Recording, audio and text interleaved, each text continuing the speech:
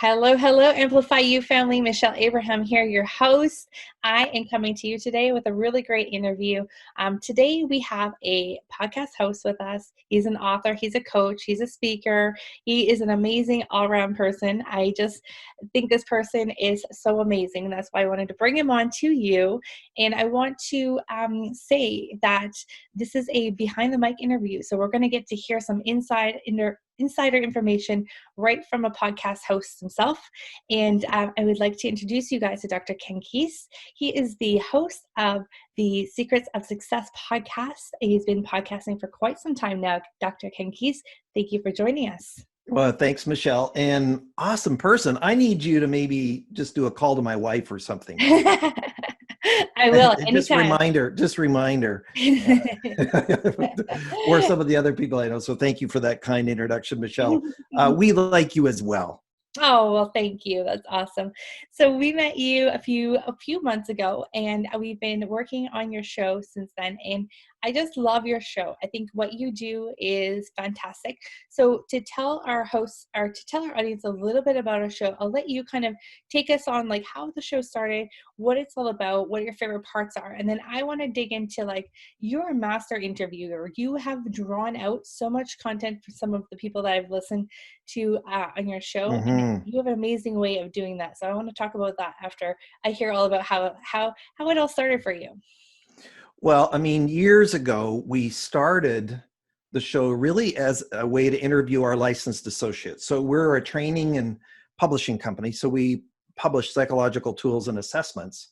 We remarket those and license those to other professional developers, coaches, trainers, speakers, HR professionals, learning professionals around the world. And I was interviewing our associates, people that used our products. That's where it started. Then we abandoned the show for about a year because we couldn't get iTunes to even sort of upload it. I don't know what the deal was. And then we restarted and said, you know what, we're going to commit to this. And we're going to make it weekly to start with. And so we just sort of started awkwardly. And I had a lot of connections within the space and New York Times bestsellers who were friends. So we reached out to them. And then so over the years now, we have over 200 episodes so that we have out there. And consistently now for 3 years, we've been producing it weekly, is reaching out to individuals who can serve the audience. And our topic area is primarily leadership, wellness, purpose, but also any kind of inspirational story that helps people to realize their potential. So my purpose in life is to help others to live, lead, and work on purpose. Mm-hmm. Our company is really, our focus is to help people in their self-awareness and self-mastery.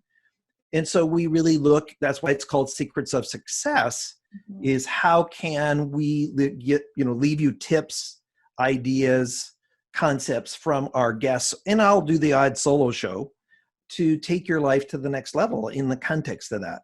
So, once in a while we'll interview a marketer, but it's not our thing, none of venture capital, real estate experts, it's not our deal. It's really around personal, professional development. Yeah, you've had some incredible guests on. Who has been your favorite? Oh, that's not a fair question. It's not really. I think, if I go back years ago, I had David Woods on, and David is a network marketer, but he's a high energy guy. He came to the country with a backpack and nothing and just really shared a lot of energy with the audience. Mm-hmm. And so I would say that, my favorite guests in plural is really people that bring it to the mic, that keep the audience engaged. And there are some people who are great content experts, but unfortunately they're not masterful in communicating and keeping the audience engaged. And so I don't know if I have any favorites per se. One other one is Dr. Tom O'Brien. And one of the things is Tom is a New York Times bestseller. I got to know him online. And one of the things that I really appreciate, and this is really more about qualities, Michelle, than it is about the name, is he was so humble, he was so appreciative, and he was so thankful to be on our show. Mm-hmm. And so those kinds of guests are just amazing. Mm-hmm. I recently had another person on our show who has 1 million Facebook followers. Well, these are the kind of people who are gravitating to us. Another individual has like 375,000 Facebook followers. In fact, his show, when we're recording this, just was released this week. So, I do get to meet some pretty interesting individuals from around the world. That's awesome. You have had some incredible individuals on your show, and I always enjoy listening to it because they always have such unique stories too. And you're so good at drawing their stories out and relating to them. Is there anything that you use in particular in your interview skills, or have you just kind of adapted those skills over time and become a master at them? Well, I was fortunate many years ago, like way over a decade ago, I was hired to be the host of an audio magazine. So this was pre-podcast days. Mm. And so we would record through the phone lines, and we had a technician at one end, and then we did a three-way call. And then it went on an audio CD. So I started with that, and those were always 59 minutes. That's exactly, because that's what a CD would hold. It wasn't 61 and it wasn't 55. It just had to be 59. So I got introduced some pretty high-end individuals, Mark Victor Hansen, Robert Allen. Mark wrote Chicken Soup with Jack Canfield. So I got exposed to those. I've always had this sort of inquisitive, think on your feet mindset. And my gift, even when I was a teenager, was being an MC. Well, a master of ceremonies is really orchestrating things live and responding to what's going on. It's not scripted per se. So one of the things in my interview techniques is this. I have all the background information on my guests. We have a guest form. It's highly detailed. In fact, some of the guests complain that it's too detailed because We're going to talk more about that in a minute, but yes. Yeah, they have to I love spend it. 15, 20 minutes. However, I absolutely refuse any scripted questions. So it really is like you're doing here. It's organic. It's flowing. I don't know what they're going to say. So I might have a response to what they say, but no way that would fit with scripted questions. The other thing that my mindset, and I'm better at it some days than others because you really have to be attentive, is my whole goal is what's in it for the audience? It's not about my ego of being a host. It's not about their ego as being an expert. It's how can we serve the individuals who are listening? I mean, I say it every show, their most valuable commodity, and those people listening to this one, is your time. And you've chosen to listen to this podcast this very moment. Well, the greatest service is how can I contribute with ideas and strategies that serve you in some way or another. So that's the goal that we have in the show. The other side that I have in the format, and I do it sometimes a little longer, a little shorter, and that is I want to hear the story of the individual. So they might be this great big name, New York Times bestseller, but I want to hear about your story. Where did you grow up? Who are you? How did you come to do what you're doing right now? And then, of course, out of that come other questions. And then I'm always taking notes as I'm interviewing because I don't do it on camera yet. And then I take those notes and I'll come back and I'll interrupt the guest and they say, hang on, what about that? And try to dive a little bit deeper into whatever that content is at that moment. And then, of course, through their guest form, I know about their expertise and what they want to talk about. I'll call it part 2 of the show. Yeah, I really noticed that you're good at, having let's go deeper on that. What was that? Like, can we go back to that? Let's go a little bit deeper on that story. And I noticed the story takes up quite a big part of the episode. And you do that on purpose, I think, because obviously, because it is like exactly where these people have come from. And it's their story that's made them who they are today. Am I correct on that? Or am I just making that up? No, that's exactly right. And one of the things is I want to delve into the story. And so if they have trigger points or transitions in their life or transformational moments, I want listeners as a professional speaker, everybody knows that story captivates audience. So if I'm really good at dropping a bunch of data in your face, well, great, but you're not going to listen as long as if I'm telling a story about I was here and then I journeyed there. I just interviewed my friend for the second time who's climbed Mount Everest. And he climbed up Mount Everest as a 48-year-old. And what he failed the first time and what happened there. And then what did he think? And what did he have to go through to come back? Well, people listen to story. And you also, by the way, you remember story better as part of it. So usually it's not quite, but around half of the show is plus or minus. There's no, I'll call it lockdown. This is the way it's going to go. Like I said, I'm not scripted, but I do know that I try to kind of wrap up the show by 45 minutes Mm-hmm. is plus or minus, and then in that space for us. So we're a little bit longer than others. Mm-hmm. Other shows might be a little shorter. And then there's, like the Joe Rogan show that's 3 hours. Well, that's a whole different story. Yeah, there's a saying, I think it's like there's some 5-minute shows that are too long, and there's some hour-long ones that are too short, right? So I think you've got it right. Like I think, that's one thing I want to hammer home to our audience that's listening today, who are podcast hosts or thinking about starting a podcast. These are some really great nuggets that Ken's giving us today, because one, it's all about, like he said, it's all about the audience. What is our audience getting out of this show? Which is exactly what I'm doing right now. I'm taking what you said, digesting it for our audience, and kind of giving it back to them as a reminder. This is what you said. And I also want to, really make sure that you guys heard him say that he really focuses on that story. And it's all about stories, because people are going to remember stories over facts and statistics, right? So I think those are two really key points when you're interviewing someone. So I'd love to find out a little bit more, Ken, about why you got started down the path of really kind of getting into the behavioral assessments that you guys do and things that you do in your business. What made you get down that route? And let's take us to that story. Well, so we'll go back. I mean, I was how I got in the industry is I was actually a sales professional in the agricultural field. I grew up on a dairy farm and then transitioned into working for an agriculture company as a nutritionist and a consultant to the dairy industry, as well as a soils expert. So from there, I started my own sales training company. Mm-hmm. And that sales training franchise actually had a behavioral assessment in there, because if we think about it, all of us are around building relationships with others. And the more that I could be trusted and the more that I can serve you and the more I can connect with you, the better. But I also need to know myself. Well, through that, I met Dr. Terry Anderson, who was the founder of CRG, which is a company I own, just a few months after that. And so within 2 weeks, we moved our offices together. He mentored me. He's the one who started the assessment company that I own. And then I worked for the company for a bit, but then I had the sole source contract. It was a blessing with Chrysler to do all the soft skills with another individual. So we developed all the leadership, the communications, the sales, the customer service, you name it. We did it for a decade.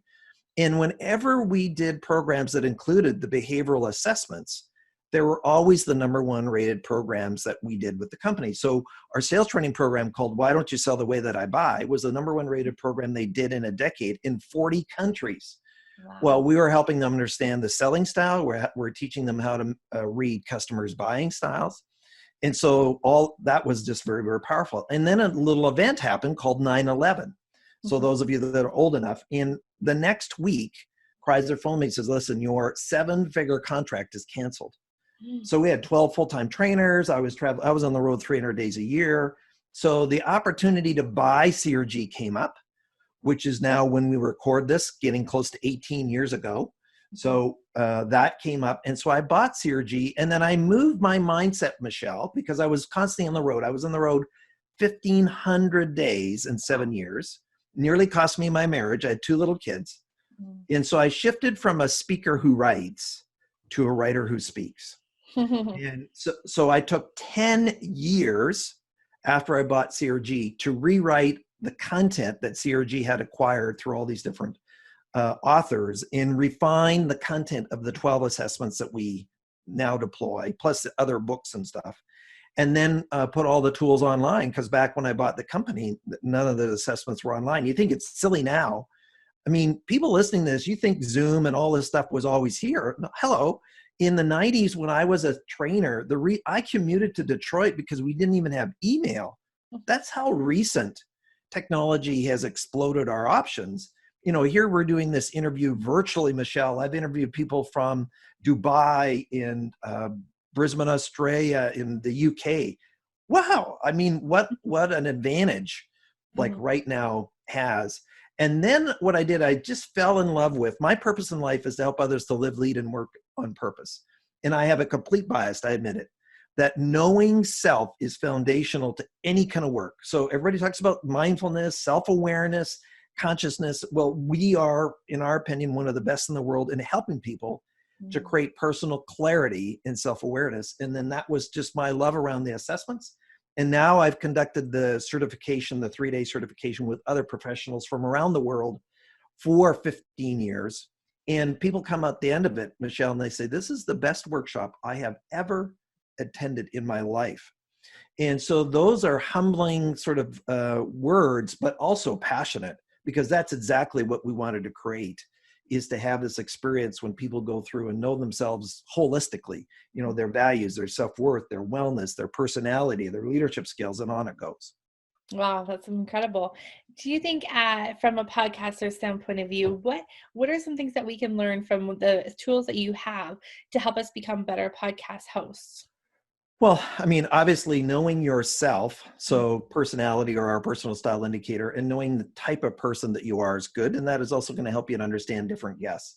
I do want to back up one step, Michelle, just so that I don't forget it. And that is, there's a couple of things that I've learned being a podcast host that I want other people that are, if you have a podcast, to think about. Please, yeah. First of all, you have to say no to certain potential guests. Mm-hmm. So I know that you're talking about our stuff and how it helps people, but you also have to make some decisions. I made a mistake once where I just had somebody on the show and it wasn't a fit. I also had somebody on the show, and then when I finished the recording and doing everything, the energy was just not there. I would do a disservice to my audience. So I actually contacted the individual, said, listen, we will not be using your episode. So I've gotten really good at saying no as well as saying yes, and know who you're serving. I mean, everybody in the podcast industry says, who's your audience? Well, I don't really know that answer to that question, but I know what we're trying to do in terms of who we're serving and what our content is. So I don't like to do shows on marketing or venture capital or Bitcoin or AI. That's not who we are. So we're not trying to be all people. So that's part of it. So the other one is when you think about our tools is knowing yourself. We also have a values assessment. So each person as a podcast host is going to have different strengths and different challenges. So what is it that you bring to the table? Know yourself. Everybody talks about podcast fade, right? And because, of the situation they're in right now, I've done 3 full podcast days. Well, I'm just about done, right? After doing 16 hours of interviews, you're pretty well like toasted. So know how to pace yourself, know what works with you. Don't overwhelm yourself. And then the other one is I think one of the reasons that we feel is good about doing what we're doing now is we partnered with you, Michelle, if I may put a plug in for you and your team. And Erin's amazing to work with, is that bring the right professionals around you so that that complements what you do. My gift is being the host. And I also vet the guest personally, meaning I have the executive order of yes, no. I still have other people looking and agents always reaching out to me. Could you have my person on? But when it's all said and done, it's here. But the rest of the admin stuff and the editing and posting and social media, I want to have nothing to do with it. Like absolutely none. Now, there's some people listening to this as a host or as a podcast promoter or publisher, is that you're fine by that. Sure, go for it. I don't care. But that's not me. And I would never do the podcast if I was responsible for all the administrivia around producing one. Yeah, it's a big, huge undertaking, I think. And I think you become, you stay in your zone of genius and are a great host when that's what you can focus on, the content creation and focus on, having the relationship. So with your guests that you bring on, you've had a previous relationship with each of them, or some of them you're brand new to, or how do you find your guests? It's both. What's happening now, because we've been there solidly out there for well over 3 years, getting close to 4 years, and I have a lot of people reach out to me. There's several companies like you, but also Interview Valet, which Tom owns, where they find shows for people that pay them to find shows. So I have a few of those that reach out to me, and then they'll say, hey, listen, this person might be a good guest for you. My space in social media is LinkedIn. If I find somebody that I think will be a fit, I will ask them to be on the show. The other day, one of my best friends says, I just read this book. You need to have that person on as a guest. Well, boom, I reached out to him and said, listen, my friend says your book's the best book that he's read in the last 10 years. I'd like to have you as a podcast guest. He said yes. Great. He's a New York Times bestseller. So now there are some people I've tried to get on my show that have not responded to me, Mm-hmm. that I want to be able to, like Malcolm Gladwell or some of these other ones there. Mm-hmm. It's too bad. I think that they would have a good space on our show, but Mm-hmm. not everybody says yes. And then, of course, we do the reverse. We reach out and we try to be on podcasts like we are with you, Michelle, as Mm-hmm. well. Yeah, exactly. And I think sometimes too, like sometimes the bigger names are they're great to get on your show. But also to the people that they that don't yet people don't know already are amazing guests because you can bring their story to life and really share them with the world. And sometimes the A-listers sometimes have the same stories that they say on every podcast, right? So Right. there's good to Fair have. enough. Well, there is two other ways, Michelle, that I have gotten guests, and that Yeah. is I have been a guest on other people's podcasts. Mhm. And I asked the host, I said, who else have you had on your show that would you want to refer to me? And then I've also had guests on my show, and I said, who else do you know that would be really good for this show? So Mhm. I've asked guests and hosts for referrals. Mhm. So this one fellow who has the 1 million followers, that's how I got him on the show, is that one of my colleagues who I've known for a decade, she's like one of the number one networkers, said, oh no, here's two people you need to have on the show. Because she referred me Mhm. to them is why they came onto our show. So that Sure. opened doors as well.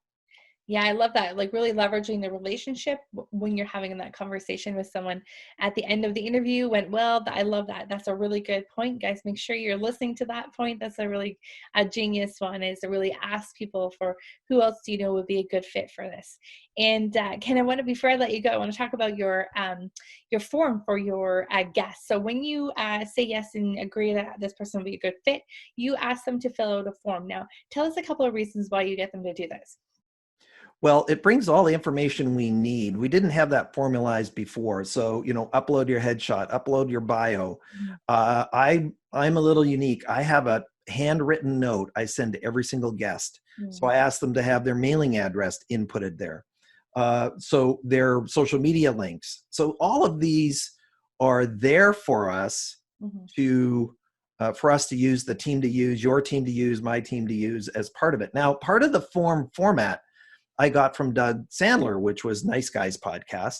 Mhm. And I also have some requirements on there. Not everybody is pleased with them, Michelle, and that is you agree to promote your episode to your social media base. Mhm. You also agree to rate our show and leave a positive comment. Now, you don't have to subscribe because I could be subscribed to 100 shows by the end of the week, kind of thing. So we also have that in the place. And then we also have a sign off that the show belongs to Secrets of Success from a copyright point of view. It's their content, but our edited show belongs to us. So Mhm. we're just setting up some professionalism. And Mhm. then once they have submitted that and I see all the details are in place and everything's in order, then we send them the booking link after that. And Mhm. so they have a certain requirement. I've sent this podcast guest form out to people, and I actually got one back a few minutes before we were doing this show. I sent it to her a year ago. And so I said, hello. So now I've sort of sent it up, listen, you have 2 weeks to submit the form because we have a sort of I'll call an interview, I call it invite list. And so Mhm. we track that as well. So there is a lot of administrivia to make sure that all these things are in order. And the form just helps us with that, make sure that everything is there. I mean, you could do a show and say, oh, where's the person's image? There's a show and then where's the person's link? All that kind of stuff. Right. Yeah, I think it really helps you feel more confident and organized as the host. Also helps our team on the back end for being organized and having all that content when we start doing the editing process and show notes and things like that so much easier. But then also I think you're weeding out those people that you probably didn't want on your show in the first place. If they're not willing to take the time to fill out the form and make the effort, then I think that's really a good sign that they're not a good fit for the Mm. show. It ups the whole professionalism too. Yeah. It really does. So I said, okay, this is we're a real show. We take what we do seriously from a professionalism point of view, and it just adds that, and it brings that consistency to everything that we need. I ask things like, do you have a gift? Do you have something you Mhm. want to give away? What's your contact website? All of that is there, And Yeah. so away we go. And then now we can produce the show. Yeah, I love it. Really comprehensive form is great. That's why I wanted to talk about it. Make sure you guys, if you're starting a show, you have something in place like that for your guests. It just makes your life so much easier, less administrative work, and so much easier for your guests to And feel prepared. one other thing, Michelle, is our booking is an auto link with auto. It has the full detail of the show and how they connect, but it also has all the reminder emails too.